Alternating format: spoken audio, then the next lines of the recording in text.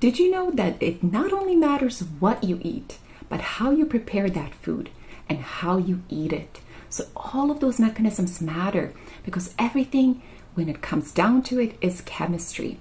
So how do you prepare your food? What ingredients do you use? Do you expose your food to a lot of heat? Do you use specific types of cooking pans? All of that is important. Hi there, my name is Vanessa, and I am a detoxification specialist and an eczema coach that helps women, but also everybody else, receive their eczema naturally in 90 days with holistic tools that address emotional, mental, and physical health. So my take on nutrition and food is extremely nuanced because I see food as chemistry. I see food as medicine. And I understand that chemistry can be changed due to a lot of things that we do inadvertently in the kitchen. So do we expose this good food that is excellent for healing eczema to high temperatures? Do we cook it in pans that are very toxic? All of this I want to explore in more depth because it matters. The chemistry that we think we're getting from our foods is not necessarily what we're going to give the body and what the body will utilize. So that being said, here are 3 practices that you could be engaged with that could be sabotaging your eczema healing progress. Let's get into them. So the first is using microwaves. Now hear me out. A lot of people think this is controversial and that there's nothing wrong with microwaves. But having been somebody who studied food chemistry, food science, the way that chemistry influences biology, I tend to disagree. So microwaves are known to heat up water molecules very fast. And this type of rapid heat activity is extremely detrimental to the nutrient and enzyme density in foods. Actually, a lot of studies found that up to 97% of the nutrients, let's say in broccoli specifically, can be lost because of the act of microwaving. So even if you think about heat itself disrupts chemistry. So when you heat water, it can become steam. When you freeze water, it becomes ice. Raw foods lose a lot of their enzyme and nutrition if they're heated past 113 to 118 Fahrenheit. So if you think about that in itself, what threshold of heat can really, really denature or impact the food to lose a lot of its nutrition? And that can, scientifically, you can go into different studies and see that that is a big fact. It's just simply chemistry. So if we continuously cook and bake a lot of our foods, you have to understand that the chemistry of those bonds in those foods will change. The composition of nutrients, the way that nutrients relate to one another is going to break down. And so on this journey to healing, we have to get as much nutrition as possible from our foods. So by using microwaves or overly cooking your foods, you process them further. So if they do have pesticides, if they do have, if they're not fresh, if they're already cooked and you're reheating them, all of these processes basically denature the food more and more. So when we're on a healing journey, we need that chemistry and the energy of the foods in their unadulterated and their natural form. So coming from a tree, coming from the land, and quickly back to our table so we can internalize all that chemistry, energy, and nutrients right away. Then our bodies will have the energy to work with all this waste that has been stagnated, our elimination pathways that have not been opened up adequately. So the waste that we call eczema that shows up on our skin can be purged through the other eliminating organs, which the number one eliminating organs are the kidneys. So no microwaves on this eczema healing journey. That is simply my advice. You don't want to compromise the nutrition that you need for healing. But if you want to still cook your foods and you still want to get the best of the best while you cook the foods, go with lower temperatures. So always go on a low temperature, let things just take more time, but it's going to just help preserve as many of those nutrients as possible. So just by going lower temperature, you can help with the integrity of the nutrition that you receive. So what is the second thing that could be sabotaging your food preparation process and your eczema healing journey?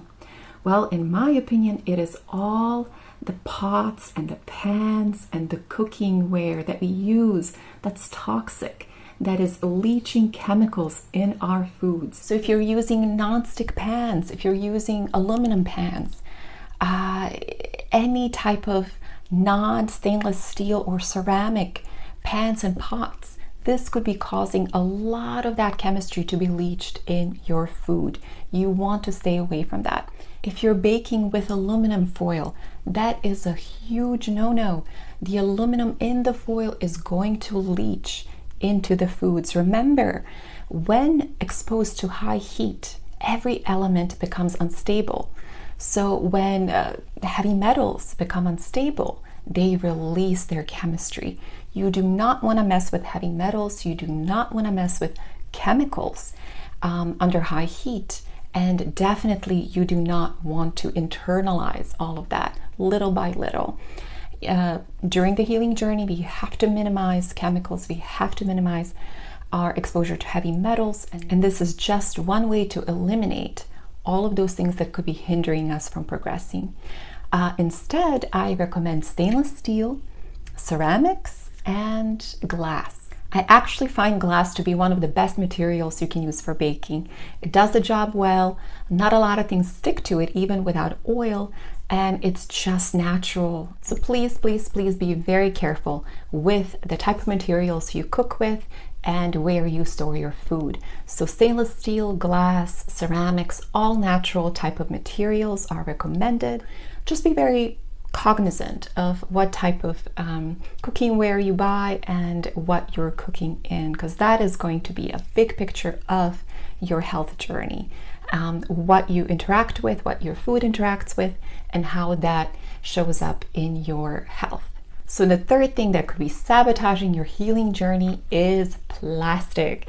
So plastic not only shows up in our cutting boards, it shows up in the storage units that we use, especially with hot foods. So when we put hot foods in plastic, the plastic again leaches. So even if you don't notice this, every time you're cutting with a sharp knife and you're creating those lines on a cutting board, those lines are basically that microplastic being torn off. And where does that go? Usually back into the food. So you're internalizing these microplastics without your knowledge. So get a different cutting board. Get a wooden cutting board, or there are stainless steel and even glass cutting boards. Go with the best material you can find, and you will be assured that your food is safe. When it comes to storage space, always use glass. I love using glass. So even if you go out to a picnic and you put all of your food in plastic, in Tupperware, and you go and you're having fun in the sun and you put all that food out, the sun will activate the plastic and the plastic will leach into the food. The eczema healing journey is simply a compilation of lifestyle habits, what we do and what we don't, and what we basically practice for a long period of time. We can't just do a couple of treatments. We can't suppress our skin with steroids. We can't do carnivore for a long time, which is so acidic to the body in the long term, and think that our health is going to be ideal. We have to look at these treatments, the way that we approach our healing journey through the lens of natural law, cause and effect. Is this going to be a blowback down the line? Is this something that feels right to me in the gut? Is this, does this make sense that if I just do this for a week, I am going to be cured? So we have to really use our judgment. What are we doing more of that is giving us those benefits? Where are we sabotaging ourselves, such as these 3 habits that we could be inadvertently doing and thinking that's normal? Where could we improve in terms of thinking holistically?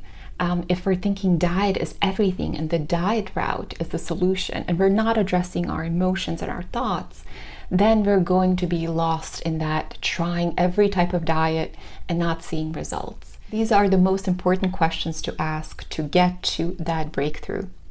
And if you need any help getting there, if you need help of someone who's been there, who's healed her eczema, who understood that eczema is holistic, it's not treatment based, it's doing what's right for a long period of time and giving the body the time and space to energize and heal properly. And if all of this sounds difficult and you need some help and guidance on this journey, you can work with me one-on-one. All of that information is down below. Healing is truly unique, personalized, and holistic, and I want you to have the right tools to empower yourself through this process. That's why I'm truly happy to bring you this information through these videos. And I truly hope that they can empower you and to know that you're not alone and that eczema is curable. So thank you for watching, and I will see you next time.